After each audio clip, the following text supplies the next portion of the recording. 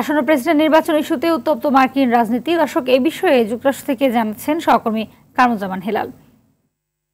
আসন্ন প্রেসিডেন্ট নির্বাচন ইস্যুতে উত্তপ্ত মার্কিন রাজনীতি, নেতৃত্ব সক্ষমতার প্রমাণ দিতে না পারলেও প্রার্থিতা ছাড়তে চাইছেন না জো বাইডেন।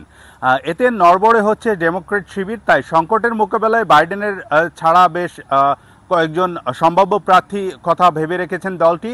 অন্যদিকে রাজনৈতিক লড়াইয়ের মুখে বুলি দিয়ে এগিয়ে থাকলেও ট্রাম্প নেতৃত্ব দেওয়ার ক্ষেত্রে অযোগ্য বলে মনে করছে দেশটির প্রভাবশালী সংবাদপত্র নিউ ইয়র্ক টাইমসের সম্পাদক মণ্ডলীর কয়েকজন পরিষদের সদস্যরা। এবং নভেম্বরে হতে যাওয়া নির্বাচনের আগে নেতৃত্ব সক্ষমতা নিয়ে বারবার প্রশ্নবিদ্ধ হচ্ছেন মার্কিন প্রেসিডেন্ট জো বাইডেন।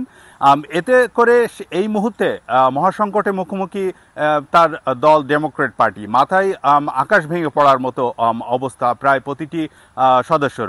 তবুও নাছোড়বান্দা 81 বছর বয়সী এই ডেমোক্রেট নেতা প্রেসিডেন্ট নির্বাচনে প্রতিদ্বন্দ্বিতা করার ব্যাপারে বিষয়টি নিয়ে শতভাগ আত্মবিশ্বাসী তিনি। এবং এই অবস্থায় বাইডেনের নির্বাচন থেকে সরে দাঁড়ানোর আহ্বান যত জোরালো হোক না কেন, তাকে টেনে নামানোর কোনো উপায় নেই, তেমনটি কিন্তু পরিলক্ষিত হচ্ছে। এবং কারণ মার্কিন নির্বাচন ব্যবস্থায় প্রার্থীর পদ নির্ধারণ হয় বাছাই পর্বের নির্বাচনের মাধ্যমে।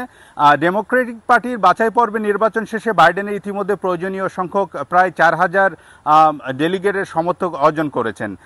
আগামী মাসে শিকাগোতে হতে যাওয়া দলের নির্বাচনী কনভেনশনে তার ডেলিগেটরা তাকে আনুষ্ঠানিকভাবে দলের প্রার্থিতা হিসেবে মনোনয়ন করার কথা রয়েছে। এবং তবে বাইডেনের মনোনয়ন দেওয়ার পক্ষে সমর্থন দেওয়ার কোনো বাধ্যবাধকতা নেই। চাইলে অন্য কাউকেই ভোট দেওয়ার কিন্তু সুযোগ রয়েছে সেখানে।